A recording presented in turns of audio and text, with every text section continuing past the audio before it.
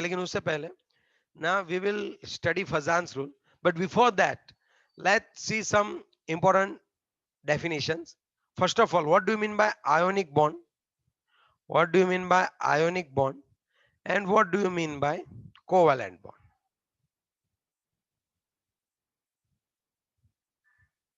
चलो कौन बताएगा मुझे? What do you mean by ionic bond and what do you mean by covalent bond? चलो कौन बताएगा, बताओ. मैं बताता हूँ हाँ बोलो. सर। आयोनिक बॉन्ड में इलेक्ट्रॉन को शेयर नहीं, डोनेट कर देते या एक्सेप्ट करते, और कोवेलेंट बॉन्ड में इलेक्ट्रॉन शेयर करते. यस, देखो अगर NaCl है तो यहाँ पे क्या होता है, ये जो है सोडियम अपना इलेक्ट्रॉन जो है वो डोनेट करेगा किसको, क्लोरीन को. तो यहाँ पे इलेक्ट्रॉन का डोनेशन ज्यादा होता है. और अगर सपोज HCl है तो यहाँ पे इलेक्ट्रॉन की क्या होती है शेयरिंग. समझ रहे हो बात? Yes sir.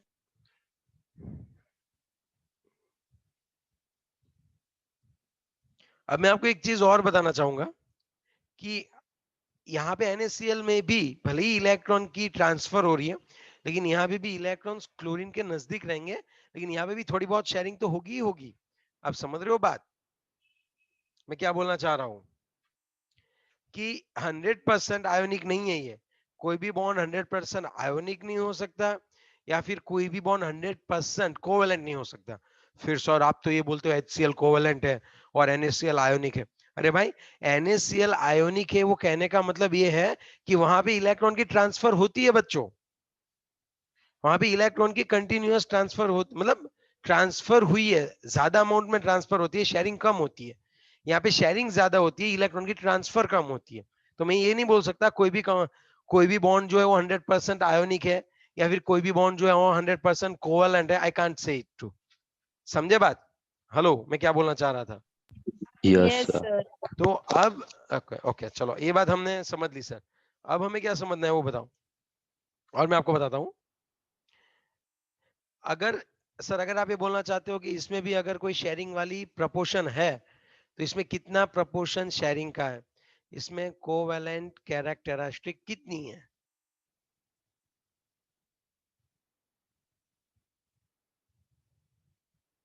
इसमें अगर ये आयोनिक बॉन्ड है तो आयोनिक बॉन्ड में कोवेलेंट कैरेक्टरिस्टिक कितनी है, किसकी कोवेलेंट कैरेक्टरिस्टिक ज्यादा है, वो बताने के लिए फजान आगे आया था.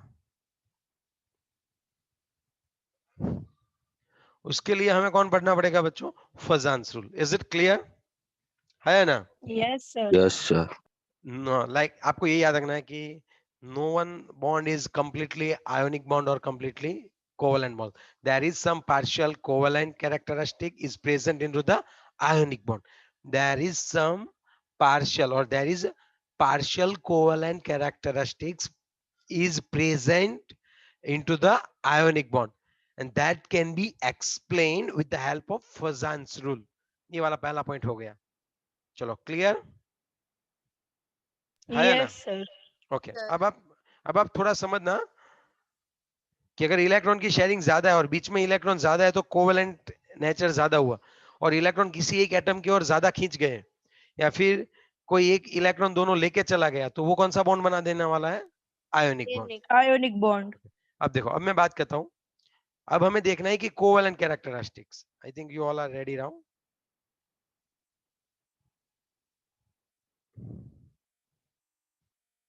अरे भाई इसको हटाओ.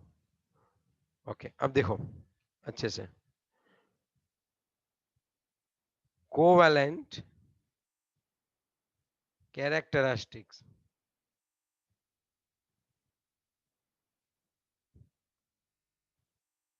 into ionic bond.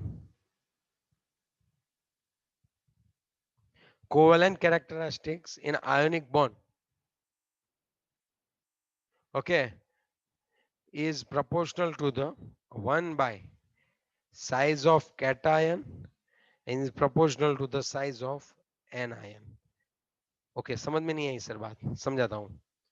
ये पहले आप इतना देख लेना कि बहुत क्वेश्चन आते हैं एमसीक्यूज के ऊपर, समझना बहुत मस्त समझना. मैं आपको समझा रहा हूँ. सपोज मेरे पास ऐसा है, like I have NaF, NaCl, NaBr और NaI। अब मुझे इसमें कोवेलेंट कैरेक्टरिस्टिक्स देखनी है। अब आप थोड़ा सा देखो, NaF है, देखो इलेक्ट्रॉन डोनेट करने वाला तो सेम ही है ना? Yes, sir. और जहां पे इलेक्ट्रॉन की ट्रांसफर ज्यादा होगी वो आयोनिक होगा। अब आप सोचो, यहाँ पे इन सबको इलेक्ट्रॉन खींचने हैं, कौन अच्छे से इलेक्ट्रॉन खींच पाएगा, आयोडीन और फ्लोरीन? Fluorine. इलेक्ट्रॉन खींचने की बात है, कौन अच्छे से इलेक्ट्रॉन खींच लेगा अपनी ओर? Fluorine. Fluorine. Fluorine. So fluorine is a more ionic, sir covalent नहीं आएगा, इट्स अ मोर आयोनिक थोड़ा। कोवेलेंट। क्यों भाई? इलेक्ट्रॉन खींच के अपने पास ले रहा है ना, ज्यादा अच्छी तरह से खींच रहा है इसके इलेक्ट्रॉन्स। भाई शेयरिंग हाँ बीच, सर। अगर बीच में रहता है ज्यादा तो क्या होता है, कोवेलेंट। समझा बात? लेकिन फ्लोरीन जो है, देखो कोई बॉन्ड कंप्लीटली आयोनिक नहीं है, कोई भी कोवेलेंट नहीं है, लेकिन इन बॉन्ड में इसमें आयोनिक कैरेक्टरिस्टिक्स ज्यादा होगी। और इसमें क्या होगा, सोडियम इलेक्ट्रॉन तो देगा, लेकिन आयोडीन की इलेक्ट्रॉन एक्सेप्ट करने की टेंडेंसी उतनी ज्यादा नहीं है। तो यहाँ पे कौन सा कैरेक्टरिस्टिक ज्यादा होता होगा, मोर कोवेलेंट कैरेक्टरिस्टिक्स। समझे बात? Yes, sir. तो आप देखो कि जैसे आपका कैटायन सेम है, तो जैसे एनायन की साइज बढ़ती है, साइज ऑफ एनायन जैसे बढ़ेगी वैसे क्या होगा बताओ, साइज ऑफ एनायन बढ़े, एनायन जब की साइज बढ़ेगी, एनायन की साइज, तो कोवेलेंट कैरेक्टरिस्टिक्स भी बढ़ती है। So I have given just one example where like cation is common, and now that covalent characteristics will depends only on the size of anion. anion। Anion. और हमने ये देखा कि जैसे जैसे एनायन की साइज बढ़ती है कोवेलेंट कैरेक्टरिस्टिक्स बढ़ती है। वो भी अपने दिमाग से सोचा हमने। यस और नो? Yes, sir. ओके, अभी और दिमाग घिसना बाकी है बच्चों। अगर नहीं दिमाग घिस पा रहे हो तो इतना याद रख लो कि जैसे कैटायन की साइज ज्यादा है, क्या बोलेंगे उसको बताओ? कैटायन की साइज बढ़ती है ना, उसके साथ कोवेलेंट कैरेक्टरिस्टिक भी बढ़ती है। कम होती है भाई, ओ बहन, Yes. वो इनवर्सली सॉरी, प्रोपोर्शनल है। कैटायन नहीं, हाँ, एनायन की। तो बोलने में ध्यान रख बहन। चलो अब हाँ हाँ, वापिस, एनायन। अब वापिस LiF,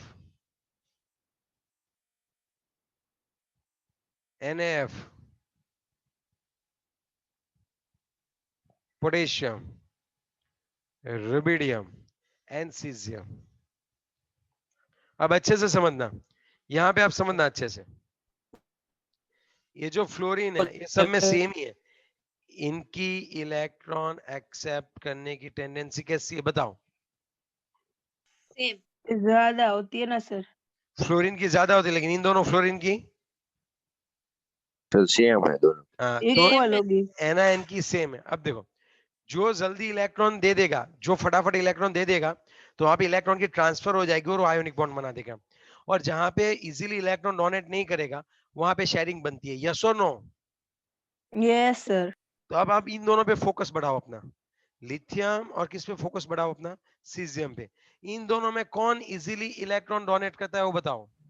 सीजियम सर। सीजियम। कौन? Caesium. So it's a more caesium. Ionic, it's a more ionic side, it's a more covalent। अब आप सोचो, अगर आपके कैटायन की साइज कम है तो कोवेलेंट कैरेक्टरिस्टिक्स ज्यादा है। समझे बात? यस।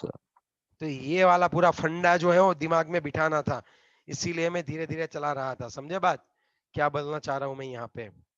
आज हम यही पॉइंट पढ़ने वाले, इसके बाद का एक पॉइंट पढ़ेंगे, फिर 2 पॉइंट कल के लिए रखने वाले हम लोग। Okay, yes sir. पता कैसे चलेगा कौन ज्यादा आयोनिक है कौन ज्यादा कोवेलेंट है? तो ये इसी तरह से होता है। अगर आपका एनायन सेम है तो कैटायन जितना छोटा उतना कोवेलेंट कैरेक्टरिस्टिक्स ज्यादा, और जितना कैटायन बड़ा उतना कोवेलेंट कैरेक्टरिस्टिक्स कम और आयोनिक कैरेक्टरिस्टिक्स ज्यादा। समझे बात? सर हाँ बोलो। ऊपर जो इक्वेशन लिखी है उसमें 1 पॉइंट क्या लिखा है वो?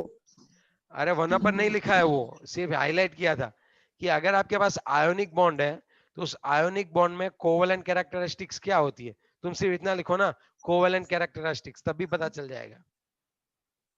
वहां पे नहीं, उसके बाजू में ये ना नीचे वाला ना, इस सर वो वो मेटल नहीं, का बोल रहा है, केटन आयन वाला।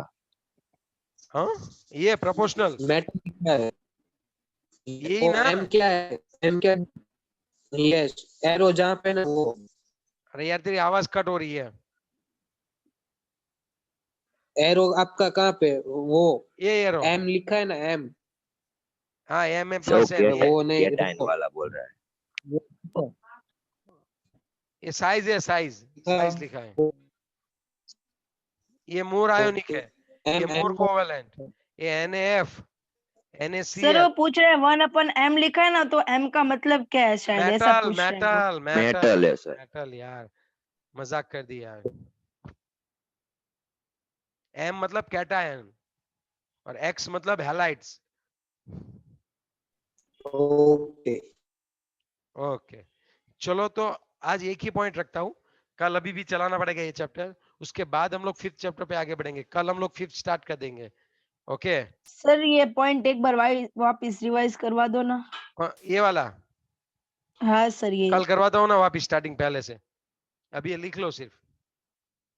Okay sir. चल आयुष, यश, यस सर, ये यहाँ से हटा दे भाई तू, मुझे ही हटाना हटा पड़ेगा। दिया। नहीं हटाया भाई तूने। चलो ओके, कोई दिक्कत नहीं है।